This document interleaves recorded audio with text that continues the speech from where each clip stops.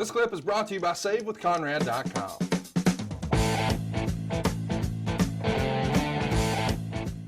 SummerSlam 03. It's Triple H, Shawn Michaels, Bill Goldberg, Kevin Nash, Randy Orton, and Chris Jericho in an Elimination Chamber match. What a star-studded affair that is. They go 19 minutes and 15 seconds, and ultimately, you know what's coming. Triple H pins Goldberg after avoiding the spear, hits him in the face with a sledgehammer that was thrown in the ring, and then after the bout, Flair, Orton, and Triple H bloody Goldberg, handcuffing him to the cage so Triple H could once again hit him in the head with a sledgehammer. So Triple H is victorious. Meltzer would call this a burial of Kevin Nash on his way out, and this is the last pay-per-view main event of Kevin Nash's career. Did you know what was going on with Kevin at this point? That, hey, he's leaving to make this movie, and this is probably it? No, it wasn't. I mean, from our vantage point, it wasn't probably going to be it. We knew he was going away to make the movie. That's why we cut his hair. Well, he disappears from the WWE, at least for now. He films The Punisher. He films The Longest Yard.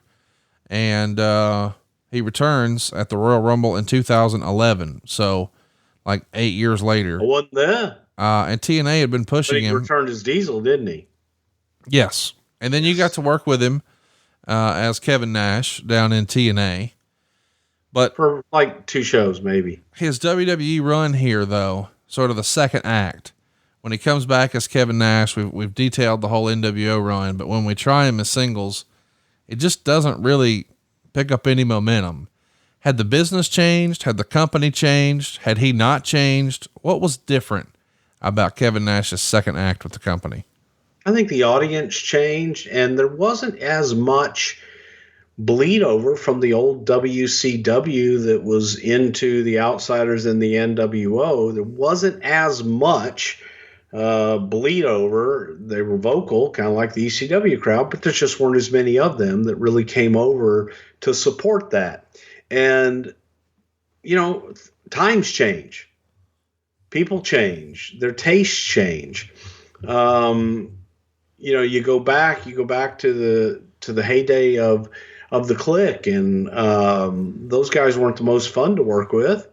However, you know, you get Kevin Nash, you sit there with a bottle of wine and Kevin Nash and have a few drinks at the bar, or you get Kevin just sitting back watching the monitor at TV.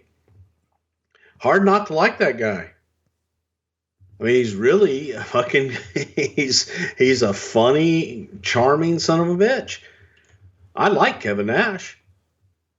Hey, it's Conrad Thompson. Thanks for checking out the podcast here on YouTube.